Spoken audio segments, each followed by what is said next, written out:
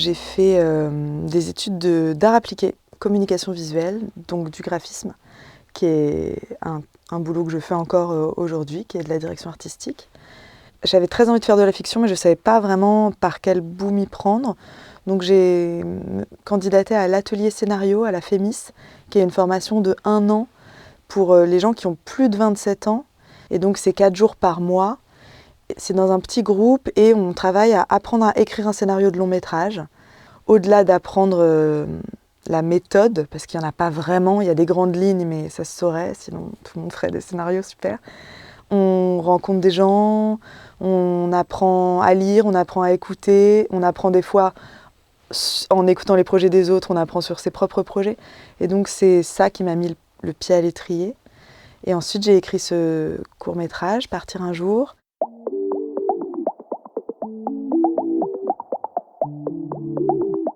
Je crois que en fait, c'est un long processus dont on ne se rend pas compte, qui infuse pendant des mois ou des années. Et puis il y a un jour où ça devient nécessaire. Il y a plusieurs points de départ. Il y a l'envie d'écrire un film avec des chansons, où d'un coup, en fait, les idées, elles nous poussent, quoi. Au bout d'un moment, il faut qu'elles sortent.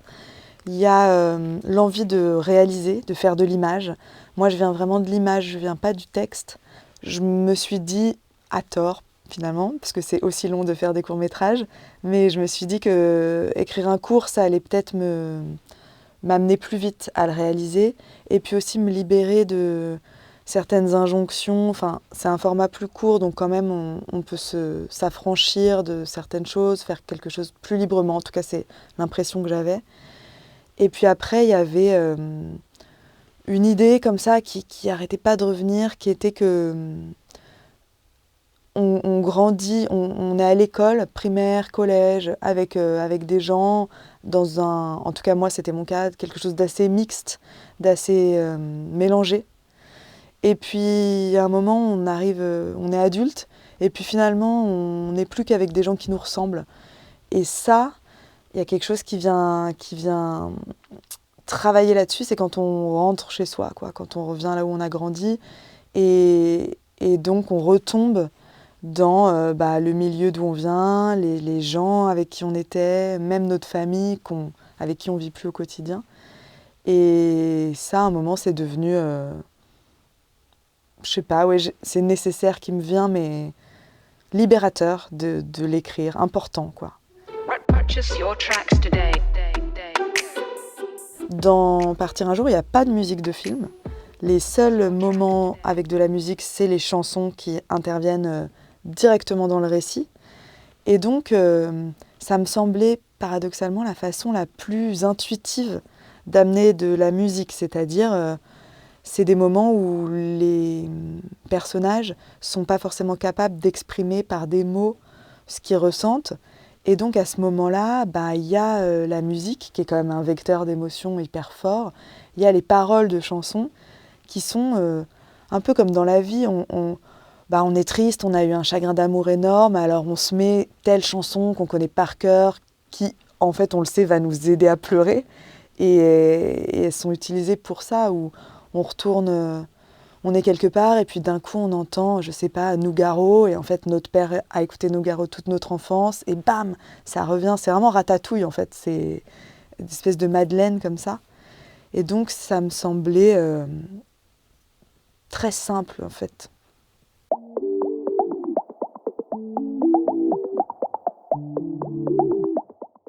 C'est vraiment l'histoire qui a emmené les chansons. Et donc, déjà, ça a resserré les choix. Il y avait une espèce de règle implicite qu'on s'était fixée avec mon co-auteur, qui était que la logique voulait que ce soit des chansons des années 90-2000, parce que c'est censé être des chansons qu'il écoutait au moment où il vivait là où il revient. Donc déjà, ça réduit le périmètre.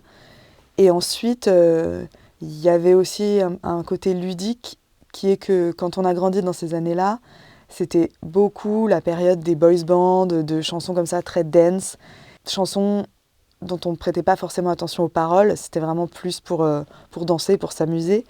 Et donc il y avait un petit défi qui devenait marrant de faire entendre les paroles de ces chansons-là. Et donc on s'est orienté assez vite sur ces chansons qui étaient un peu désuètes à l'époque et qui pouvaient là avoir une nouvelle vie. Donc pour nous, c'était aussi un enjeu.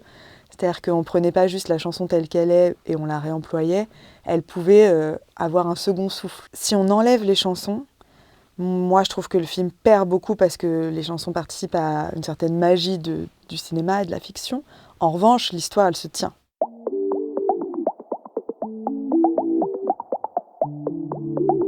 L'envie première, c'était qu'il n'y ait surtout pas de chanteurs et chanteuses professionnels dans le film. C'est un romancier, voilà, et une caissière. Ils ont tous les deux une trentaine d'années, ils ont une vie comme nous. Donc il n'y a aucune raison qu'à un moment, ils se mettent à chanter de manière divine. Ça, c'est pas possible.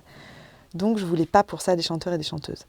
Il se trouve que Juliette Armanet, je l'avais croisée par ailleurs sur un autre projet. Elle n'était pas encore la vedette qu'elle est maintenant. Et j'avais été marquée par sa façon d'être en dehors de ces moments où elle est chanteuse. Plutôt son naturel, elle a une certaine gouaille, elle a quelque chose de très spontané que j'avais beaucoup aimé et qui se rapprochait beaucoup de ce que j'imaginais pour le personnage de Caroline. Donc je lui ai proposé le film, mais tout en lui disant que l'enjeu n'allait pas être de bien chanter et que même il allait falloir se sortir ça de la tête. Parce que sinon, on ne serait plus avec les personnages et donc on sortirait de l'histoire et là, ce serait raté. Et Bastien Bouillon, qui joue le rôle de Julien, lui, c'est un comédien donc qui n'est pas du tout habitué à chanter. Finalement, le fait qu'il ne chante pas à la perfection, moi, je trouve que ça sert le rôle parce que ça participe à le rendre touchant.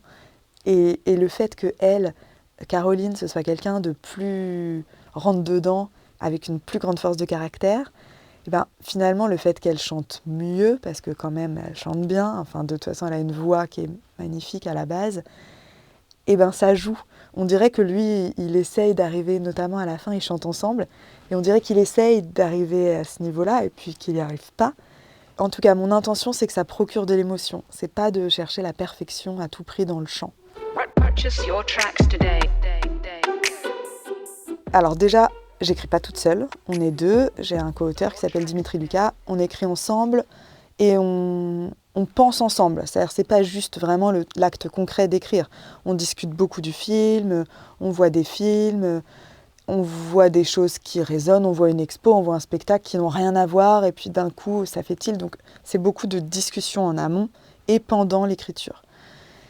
Et ensuite, y a deux choses dont j'essaie de me souvenir régulièrement. Il y a Jacques Akchoti, qui était mon prof quand j'ai fait l'atelier scénario là, à la FEMIS, qui dit, lui, en tout cas, d'autres diraient l'inverse, mais qu'il ne faut pas avoir peur des poncifs et des clichés, qu'il faut foncer droit dedans et que c'est dangereux d'essayer de les éviter parce qu'en fait, de toute façon, on va y aller.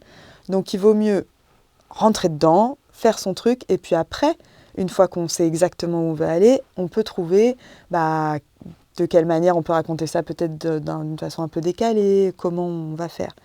Et après, il y a quelque chose, mais je pense qu'on a aussi, quand on veut écrire un roman, par exemple, où en fait, le cinéma, il y a 1,5 milliard de films, tout a été raconté, mais je pense que le plus dur, c'est d'aller au bout. Et en fait, si on se dit trop que c'est déjà fait, c'est horrible. Du coup, on n'écrit pas... Alors qu'en fait, je crois quand même vraiment fort à la force du travail. Si on écrit, si on se force à se mettre devant sa feuille, à écrire un peu tous les jours, oui, il y a 4 jours sur 5, c'est nul. Et puis, hop, un jour, on trouve un petit truc, et puis ça avance comme ça, petit à petit. Mais tout existe déjà, donc ça fait trop peur, c'est trop grand. Il faut sortir ça de sa tête, je crois, quand on essaie d'écrire quelque chose.